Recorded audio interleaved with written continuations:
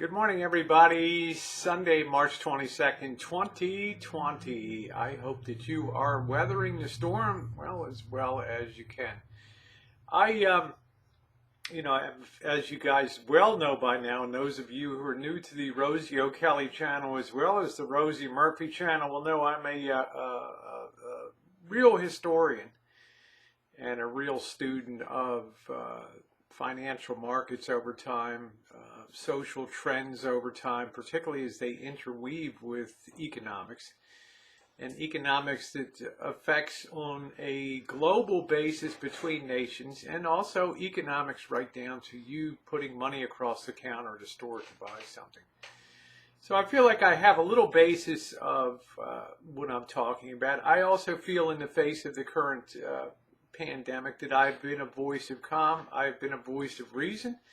I've also been a voice that's been well out in front of this situation back in February 16th, having done a video talking about the gathering storm and suggesting that people stock up for items based on what happens in situations in the past. That turns out to be very excellent advice. We're now coming to what I call phase 2, where we're passing from the shock part of this pandemic and its global fallout to the panic, the real panic stage on Main Street. Wall Street has absorbed a lot of its shocks. I'm still calculating for myself personally. It's a moving target right now. Where I think markets will bottom financially here. This is an unprecedented situation. And we don't have to go much more in terms of declines and loss of values here to eclipse 1929. And we know what happened after 1929. We entered an era of want and misery. Well, it's a different situation now. We have government forces that are in place, and as is rapidly being exposed right now, they're really unfitted to respond to the scope and nature of what's going on now. And what you're seeing starting today in the last couple of days, you're seeing nerves start to fray. You're starting to see finger pointing. You're starting to see politicians. New York City, the mayor of New York City, I guess he imagined that President Trump was going to give some special treatment because Donald Trump resides in New York City as his long-term domicile. I mean, it's that type of thinking. And in his mind, the mayor of New York City, he believes that he's being flipped off. Yes, we know it's an epicenter. We know it's spreading. But the mayor has it within his own hands to institute a total lockdown and stop everything for a 2-week period. Now, with the panic part comes action, and of course the federal government has been taking sweeping action. The ramifications, which we can't even imagine, I'm not even going to get into that, on the amount of holes that have to be plugged in the dams. It's like the little Dutch boy, right? The amount of holes that need to be plugged, the cost of plugging those holes, and the long-term implications for all of us, not just in the United States and worldwide. Getting through this infectious pandemic, of course, is step 1. Step 2 will be the realization that there is not going to be a snapback in society, economically or any other way. The dislocations will last for years. It is literally as if a train was derailed, went off the track, and it hasn't even stopped moving yet, so that we can really assess what's going on. That's the nearest analogy I can give. We are a train that is either gone off onto the grasslands, if we're lucky, or plunged over the side of a ravine like the Grand Canyon. We just don't know because we're still moving, okay? Not many people can see ahead. So it's important now when these checks, which are going to be cut, it looks like they're going to be on something on the order of $3,000 for family. I think Social Security recipients will receive an extra $200 a month, and that will be a good thing. And it'll be welcomed by people. Now, the question you have to ask yourself in phase 2 of this whole thing is, what are people going to do when they get that money in hand? Now, there's going to be a certain element of society and I hate to say it, I'll call it the dumbbell quotient. They will go out, they'll buy, lift kits for their cars. They'll go out and buy nice new rims. They'll go out and blow it on a piece of jewelry, some gold teeth. They're the dummies. They're the people that they'll be the non-survivors, the ones that Darwin weeds out, right?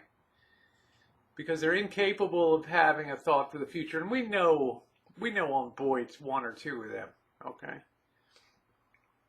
The smart people will use the money, and they will provision for their future as best as they can. Okay. There's going to be a large bubble of money that hits the economy, that hits the banks, that hits the EBTs, I guess, or whatever. Hits people's accounts for the IRS and from IRS to banks and things. And we know that most people now, given the current situation, are not going to stimulate the economy as the Federal Reserve and the Treasury hope that they will. They are going to go out and try to provision themselves for the long haul. Okay, now this is going to result in another wave of purchasing shock here. And you have to be prepared for the fact that food inflation and other things at that particular point in time could be a real thing. These supply shocks are moving from the retail level backwards. People have stripped out the retail side. Okay, yeah, there's some things trickling back in. Okay, but it's slow. Now, what's going to happen when the next wave of checks hits? There's going to be a mega rush for people to go in, and by that time, the manufacturers will have already increased prices on the wholesale level, and perhaps dramatically. Because, reason being, they have to worry about prices, the input prices that they're being charged on a wholesale level. And this is what we have to be prepared about. Commodity markets, the raw input items, the soybeans, the wheats, the oats, the flax seeds, things like the meats, the lean hogs, the feeder cattle, live cattle prices. We have to be aware of these things. Okay, the supply shocks have not quite rippled back to that level yet. You have to couple that with the sad reality that there's going to probably be some amount of diminished agricultural activity because, well, sad to say, there's going to be affected communities across the United States. In some measure, them are going to be in agricultural lands. People are going to become sick. They're going to pass away. So some measure of our farm capability will be hit. There will also be increasing need on a worldwide level. We see plagues of locusts that are now overrunning the Horn of Africa down there, as they sometimes do. So we have to be aware of the stresses and strains that it's going to be very difficult to feed world. And supply stocks, bumper storage stocks can disappear very quickly. They can be accounted for. They can be off-taken and contracted for in a heartbeat. So we have to be aware of that. So what does it all mean now? If you're trying to get ahead of this and not being like a deer in the headlights, just sitting there staring at the Fox News and CNN news on a daily basis, you will take steps now, not to wait till the check comes, but if you have any type of credit facility, to go out and purchase some things now and re-provision yourself to the greatest extent that is possible. If nothing else, you're probably going to save yourself from a price shock that's coming up here as prices are rising. I saw evidence of that today when Missy Jen and I were out shopping this morning. Not only were a lot of the shelves empty, but I had noticed that prices had increased quite a bit for some items. It's only natural. When demand increases, the price is going to go up. When the demand increases in a staggering way, the price is going to go up. It's baked in the cake. So if you can do that, that would be a very good thing. This is one of those prepper moments that people talked about for years. I'm a prepper, you're a prepper. Would you like to be a prepper too? Well, I was glad I was a prepper.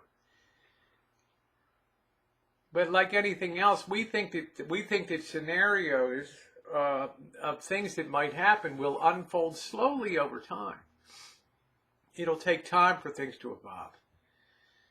Something like this current train wreck it came suddenly, it came fast, and it came with dire consequences, well, for the whole planet potentially here.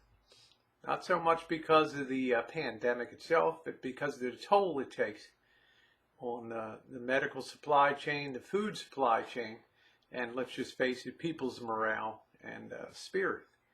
And that's an awful thing. So if you can sit back, if you can continue to shelter yourself, that's a good thing. If you can not let up on your provisioning now, if you have any credit facility or credit card or any way, you may do well to stock up on some additional things now before that, before those checks hit, because those checks are going to be mainly directed to necessities, food, shelter, clothing.